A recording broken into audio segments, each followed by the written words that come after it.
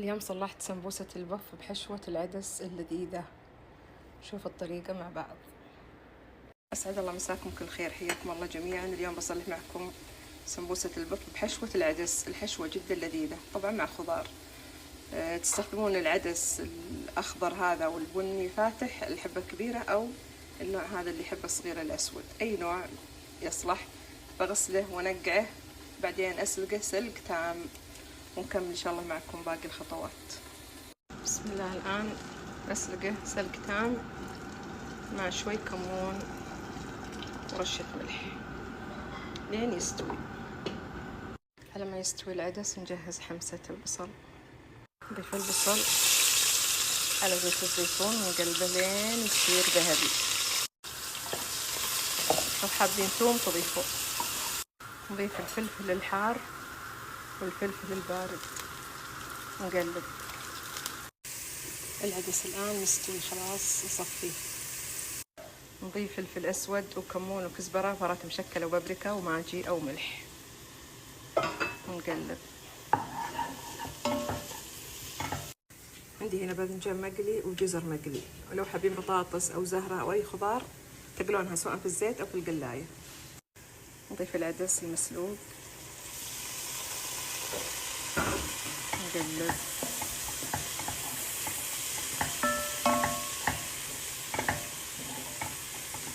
نضيف الخضار المقلية نقلب. وحمستنا صارت جاهزة. آخر إضافة بتكون بقدونس وكزبرة وجبن الشيدر إذا برد. الحمسة لذيذة جدا جدا جدا، وبديل أو تغيير عن اللحوم والدجاج. جربوها بتعجبكم. نضيف البقدونس والكزبرة نقلب، والحشوة صارت جاهزة. وأضيف عليها بعد جبن، نسيت، لكن جربوها. تحطونها أي حشوة لأي شيء، البوف، السبرينج رول، السمبوسة، كشنة مثلا على كبسة، أي شيء تحبونه. تاكلونها بالملعقة زي السلطة، مرة لذيذة. يعني بتاكلونها كذا يا سلام. وبسم الله توكلنا على الله. نجهز معكم العجينة اللي بصلح فيها حشوة البف. العجينة اللي بصلحها اليوم أقرب ما تكون إلى عجينة البف، لكن فيها إضافة خميرة فورية. ممكن تضيفونها ممكن ما تضيفونها.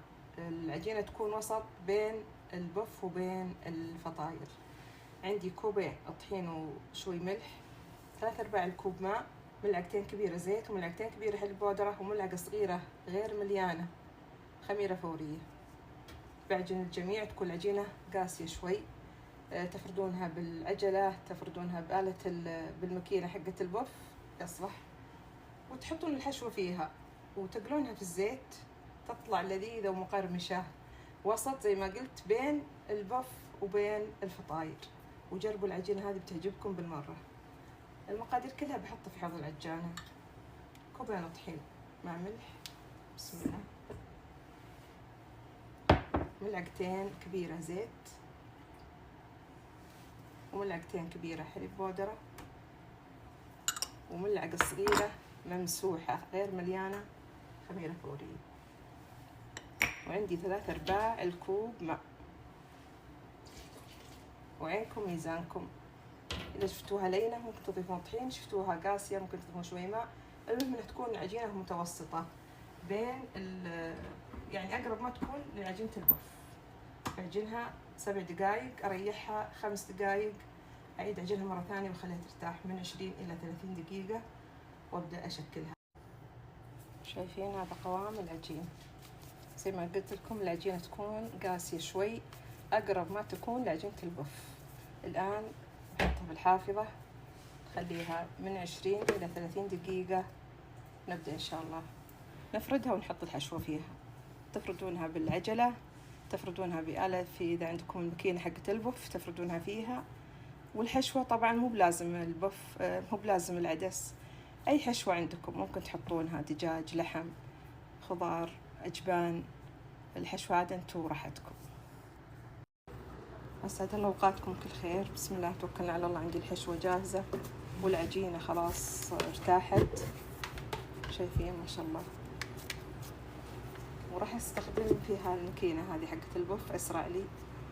برش شوية طحين على السطح، احط العجينة وبقطعها، او بستخدم قوالب المثلثات هذه، عاد بشوف اللي يناسب الحجم الكبير او الوسط. وزي ما انتم عارفين عاد طريقة العمل فيها بكتم الصوت عشان بتكون مزعجة. نوريكم ان شاء الله. بسم الله. اخذ جزء من العجينة اللي بستخدمه،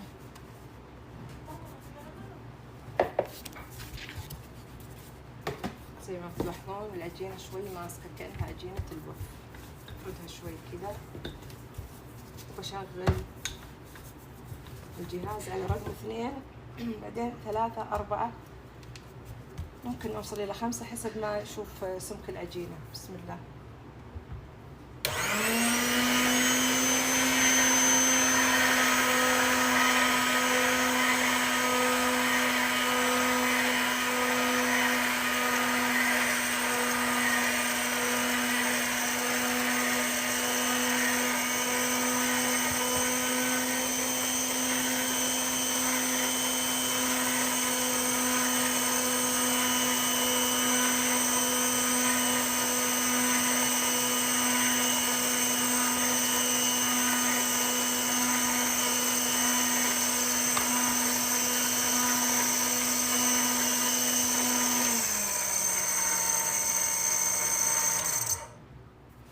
شايفين بكمل الآن على رقم 3 و4. خلاص راح أكمل إن شاء الله، بس صورت لكم شوية وتراها مزعجة الصوت. فردت العجينة تقريبا لين وصلت إلى رقم 5، وإذا تفردونها باليد عادي تفردونها. نمسح الأطراف بشوي خليط الماء والطحين،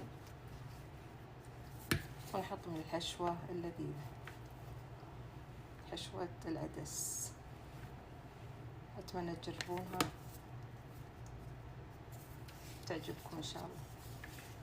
نقفلها، نحطها على فوطة نظيفة أو تحت بلاستيك لين نخلص الكمية كلها ونقليها في الزيت إن شاء الله. شايفين بهذا الشكل.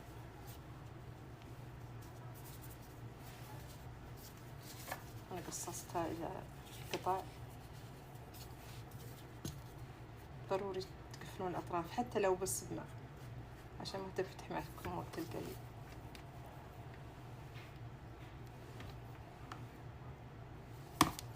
بسم الله. باقي العجين هذا تعجنونه، تخلونها أقل شيء ربع ساعة نص ساعة، بعدين تشكلونه مرة ثانية.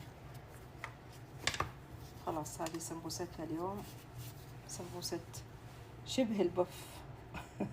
ما أقولها بوف، لا تشبه البوف. جربوها إن شاء الله تعجبكم. بخلص الكمية إن شاء الله وبقليها في الزيت معكم بإذن الله. بسم الله توكلنا على الله. نبدأ نقلي السمبوسة، وعلى طول ترشونها أو تقلبونها مع الوجه الثاني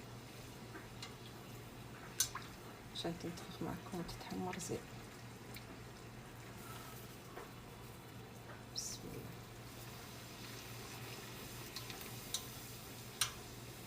ما شاء الله تبارك الله.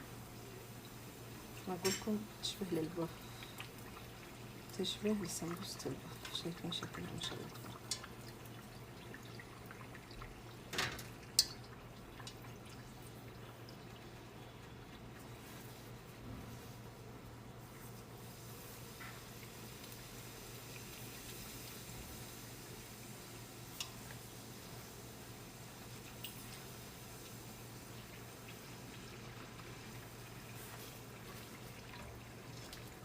شايفين شكلها ما شاء الله.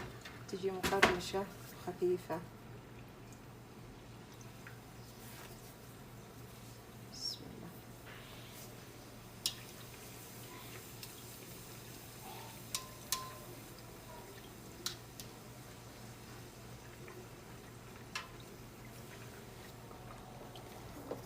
اللهم صل وسلم على نبينا محمد.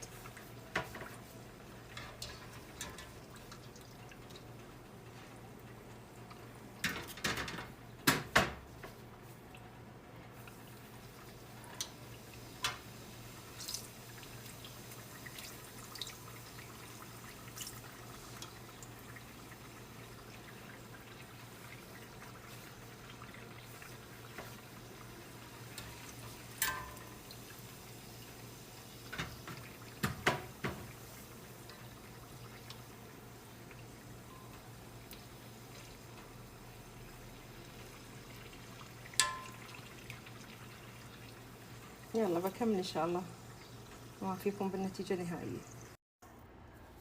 وانتهينا من حشوة العدس بسمبوسة البف. أنا أسميها سمبوسة بف، وانتوا عاد اللي تبغون. شوفوا ما شاء الله تبارك الله كيف العجينة هشة مقرمشة.